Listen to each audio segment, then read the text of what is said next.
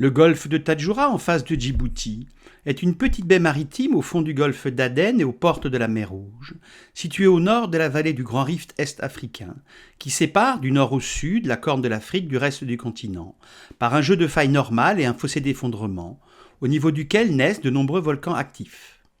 Il s'est formé dans un contexte géologique actif de début du monde, en raison du rifting continental, comme le montrent ses volcans rouges et le lac salé de cratère Assal, situé à une altitude de 155 mètres sous le niveau de la mer, et alimenté en eau de mer par des fissures depuis la baie de Tadjoura. Sous un climat désertique, chaud et aride toute l'année, le golfe de Tadjoura héberge dans ses eaux de nombreux milieux naturels, dont des mangroves et des récifs coralliens encore peu dégradés par l'homme. Ce qui surprend le plongeur, c'est la turbidité de ses eaux et la densité des coraux durs scléractiniaires qui colonisent son étroit plateau continental et le bord de ses îles, qui hébergent une faune dense et riche. Les coraux de Tadjoura sont très colorés, majestueux et de toutes les formes. Encroûtants, rameux comme Polycypora, tabulaires comme ces grandes tables d'Acropora peu profondes et de plus d'1 mètre de haut et jusqu'à 5 mètres de diamètre, massifs et digités comme Porites, méandreux comme Platygira, dont les méandres de la surface rappellent les circonvolutions cérébrales, en forme de cornes de cerf comme Acropora formosa. Sur le substrat calcaire formé par les coraux se fixent de nombreuses espèces sessiles filtratrices de plancton comme ces majestueuses éponges et ce bénitier, le plus gros mollusque bivalve connu. Son manteau coloré, surdimensionné, recouvre en journée les bords de sa coquille, ce qui lui permet d'exposer à la lumière les zooxanthelles photosynthétiques qu'il héberge dans ses cellules. Compte tenu de sa taille et de sa masse, c'est à lui seul un biotope pour de nombreuses espèces. Il vit comme les polypes en symbiose avec les zooxanthelles et en plus héberge de nombreux organismes commensaux ou parasites qui vivent sur la surface des valves, s'enfouissent dans l'épaisseur de sa coquille ou encore habitent la cavité du manteau. Cette espèce comestible est protégée car elle est en danger d'extinction. Enfin, entre les coraux, poussent des macroalgues brunes qu'affectionnent 4 grandes espèces de tortues marines, comme la tortue verte et la tortue imbriquée. Alors que les coraux durs blanchissent et meurent sous l'effet du réchauffement climatique dans la plupart des récifs coralliens du monde, les scientifiques n'observent aucune trace de blanchiment parmi les coraux des récifs coralliens frangeants du golfe de Tadjoura. Par contre, les coraux, dont la vitesse de croissance est très lente, de 5 à 10 mm par an, restent sous la menace d'Acanthaster plancy, une grande étoile de mer carnivore qui se nourrit de coraux, préférentiellement à croissance rapide comme Acropora, au profit du corail à croissance lente comme les porites.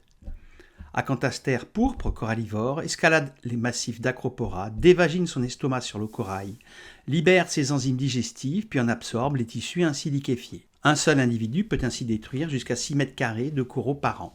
Les coraux, qui ne représentent que 0,2% de la surface des océans et renferment 25% des espèces marines vivantes, soit plus de 2 millions, vivent entre 30 degrés nord et 30 degrés sud, dans des eaux intertropicales chaudes, éclairées et oxygénées, mais pauvres en nutriments minéraux, comme l'avait remarqué le naturaliste britannique Charles Darwin en escale avec le Beagle à Tahiti en 1835. Il opposa alors l'exubérance des récifs coralliens au peu de nourriture disponible dans les mers intertropicales, sans trouver d'explication, ce qui deviendra le paradoxe de Darwin.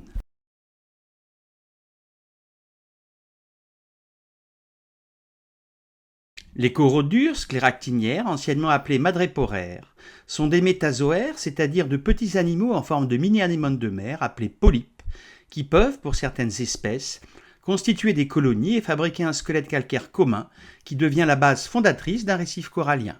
Les polypes possèdent dans leurs tentacules des cnidoblastes, cellules urticantes munies de harpons toxiques qui leur permettent de capturer du zooplancton et de petites proies. Ce mode d'alimentation, dans des eaux pauvres en plancton, ce qui n'est pas le cas à Tadjoura, ne comble que 30% de leurs besoins nutritifs. Or, comme on le voit au microscope, les polypes vivent en association avec des microalgues brunes dinoflagellées du genre Symbiodinium ou zooxanthelles, qu'ils hébergent dans leurs cellules gastrodermiques et qui y réalisent la photosynthèse oxygénique du glucose et de ses dérivés, à partir des déchets métaboliques CO2 et H2O des cellules du polype. La photosymbiose avec ces microalgues brunes Symbiodinium couvre environ 70% des besoins nutritifs organiques des polypes coralliens. Cette association hétérospécifique, stable et durable, à bénéfices réciproques non égaux, est une endo-photosymbiose. En effet, le polype héberge les microalgues autotrophes et leur fournit du CO2 et de l'eau, et les microalgues réalisent la photosynthèse oxygénique du glucose et libèrent du dioxygène et des molécules organiques carbonées et azotées, consommées par les cellules hétérotrophes du polype. Alors qu'ailleurs dans le monde, la couverture du corail dépasse rarement 40 à 50%, à Tadjoura, elle est exceptionnelle, de l'ordre de 80 à 90%, avec plus de 53 genres de coraux et plus de 150 espèces de grands polypes durs. Le paradoxe de Darwin à Tahiti s'explique depuis peu par l'abondance de petits poissons cryptobenthiques de récifs et à Tadjoura par la richesse des eaux en sels minéraux dissous, issus de l'upwelling estival somalien, qui remontent des abysses, des eaux froides, mais riches en sels minéraux dissous, notamment en nitrate NO3- et phosphate PO4-3-, transportés ensuite vers le nord et que consomment les microalgues du phytoplancton, producteurs primaires de matières organiques carbonées et azotées. Sous cette canopée calcaire dense, les labyrinthes de coraux abritent et nourrissent une micro et une macrofaune fixée et mobile, abondante et diversifiée, dont un nombre très important de poissons récifaux colorés, estimé à plus de 134 espèces. Au plus près du corail, des nuées de petits poissons cryptobenthiques de récifs, centimétriques, à peine visibles, toujours actifs et reconnaissables à leur robe multicolore aux couleurs vives, à pois, à rayures, à barres verticales, mouchetées, qui représentent la moitié cachée des espèces de poissons présentes sur un récif, comme l'emblématique amphiprion ou poisson clown, les vives demoiselles chromis, vertes, bleues, jaunes, les cardinaux ou apogons, les acanthurus ou poissons chirurgiens, les chaetodontidés ou poissons papillons reconnaissables à leur barre noire avec des parties jaunes, les blénies et les labridés nettoyeurs, les sergents majors. Selon certains auteurs, les poissons cryptobenthiques soutiennent le fonctionnement de l'écosystème des récifs coralliens en contribuant à environ 60% de la masse des poissons consommés et à environ 20% de la production. Mais selon d'autres auteurs, comme Jacob Allgeier de l'Université du Michigan, leur contribution est probablement bien inférieure à ces estimations. Quoi qu'il en soit, les poissons cryptobenthiques ont des exigences très spécifiques en matière d'habitat et vivent dans des éponges ou sur une patate de corail qu'ils nettoient de son mucus et se nourrissent d'éléments microscopiques, algues filamenteuses, mucus corallien, petits crustacés, et convertissent ainsi cette nourriture pour les centaines d'espèces de poissons plus grands. Toujours en mouvement, leur mode de vie rappelle celui des insectes terrestres. Ils se reproduisent très rapidement, ont une croissance éclair et ne vivent pas longtemps. Certaines espèces passent plus de temps au stade larvaire qu'à l'âge adulte, ressemblant par leur cycle aux éphémères. Leur cycle biologique est court, de quelques jours à quelques semaines. Ils grandissent très vite, l'âge adulte étant atteint autour de 3 à 4 mois de vie, puis pondent rapidement et ainsi ils peuvent produire plusieurs générations par an. Ils produisent moins de jeunes que les plus grands poissons, couvent les œufs dans un nid, dans une poche, d'autres dans leur bouche, et parfois derrière leur nageoire pectorale, et s'occupent étroitement de leurs alevins en veillant à ce qu'ils restent dans le voisinage du récif de leurs parents. Ce cycle court produit un flux continu de poissons cryptobenthiques aux prédateurs du récif et maintient une circulation constante de matière organique et d'énergie dans le réseau trophique des récifs. La grande majorité des poissons cryptobenthiques sera mangée dès les premières semaines de leur existence, alors qu'ils sont encore au stade larvaire ou juvénile. Le fusilier, toujours en banc, se reconnaît à son corps fusiforme et à sa nageoire caudale fourchue. Sa livrée changeante rend les espèces très difficiles à distinguer les unes des autres. Cet infatigable nageur, planctophage, se nourrit de zooplancton, notamment des œufs et larves émis par les animaux du récif, en projetant sa petite bouche protractile sur ses proies. Le poisson perroquet, emblématique des coraux, a la robe multicolore, irisée, rose, bleu et vert, a ses dents antérieures fusionnées en forme de bec, ce qui lui permet de brouter le corail. Le poisson chirurgien herbivore se reconnaît à sa forme ovale et aux éperons tranchants de chaque côté de sa queue. Le poisson ange, souvent en couple, possède à la base de ses opercules une forte épine pointée vers l'arrière, dont il se sert pour se défendre. Il virevolte gracieusement sur le récif à la recherche de crustacés, de mollusques, d'éponges ou d'acidies. La rascasse volante se reconnaît à la lenteur de sa nage et aux épines surdimensionnées de ses nageoires dorsales et pectorales, reliées par un voile sur toute leur longueur. C'est un redoutable prédateur venimeux du récif, actif la nuit. Elle rabat ses proies, poissons, crustacés et mollusques dans un coin grâce à ses longues pectorales, puis projette son immense bouche protractile et les aspire. Le poisson ballon, Tétrodontidé, sans écailles ni épines, possède 4 dents soudées, ce qui explique le nom de la famille et du genre. Il est appelé poisson globe car il possède la capacité de se gonfler d'eau ou d'air quand il est menacé. Sa chair renferme une neurotoxine mortelle, la tétrodotoxine. Le vivano est un ludjanidé, planctonophage ou carnivore de diverses espèces, souvent en banc comme ces vivanos jaunes à raies bleues, reconnaissables à leurs taches rondes noires sur la ligne latérale. Le gatrin à points noirs se reconnaît à sa tête sombre et à sa robe jaune ponctuée de points noirs.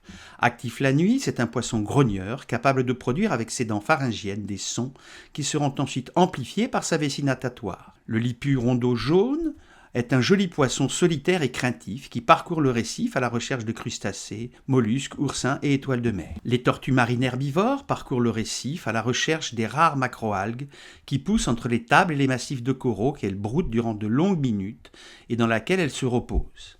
Les gros prédateurs benthiques des poissons du récif, comme les mérous et les carpes rouges, se cachent dans les anfractuosités des coraux, alors que les gros prédateurs pélagiques, comme les carangidés et les barracudas, souvent en banc, plus méfiants avec les plongeurs, maraudent en permanence sur le tombant du récif et font régulièrement des passes sur ces coraux à la recherche de proies, puis repartent dans le bleu-vert du tombant. Par contre, les requins, peu actifs durant la journée, chassent surtout la nuit sur le récif pour débusquer des poissons enragués, comme les mérous et les poissons perroquets. Enfin, autour du récif corallien, de gros poissons filtreurs, jeunes requins-baleines de 4 à 7 mètres de long et grandes raies manta, venus profiter de la richesse des eaux, surtout en hiver, de novembre à février, se nourrissent de l'abondante matière organique en suspension, flottante du plancton ou dérivante du plancton.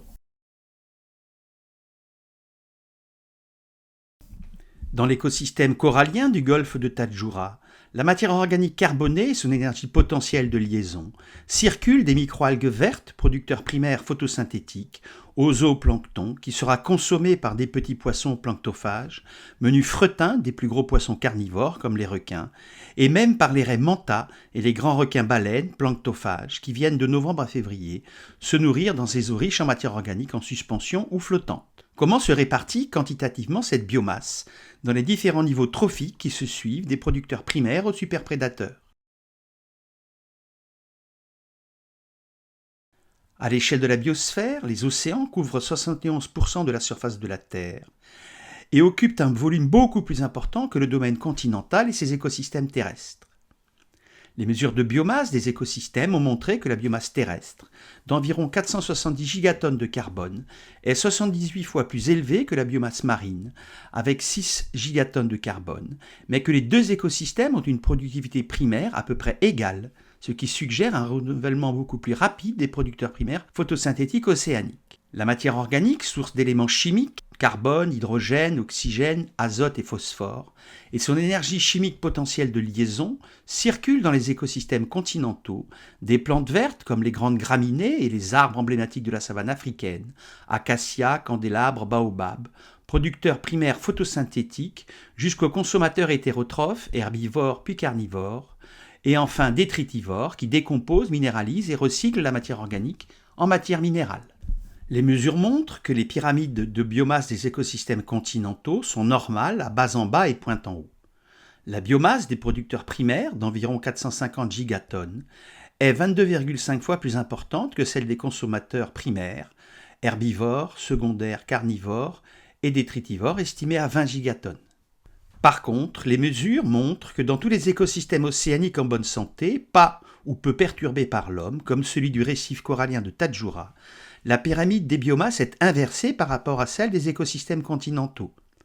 Les consommateurs herbivores, secondaires carnivores, superprédateurs et détritivores représentent une biomasse plus importante que celle de leurs proies et celle des producteurs primaires photosynthétiques. Dans les écosystèmes aquatiques, la biomasse des consommateurs hétérotrophes, herbivores, carnivores et détritivores, d'environ 5 gigatonnes de carbone, dépasse largement celle des producteurs primaires photosynthétiques autotrophes, estimés à 1 gigatonne de carbone.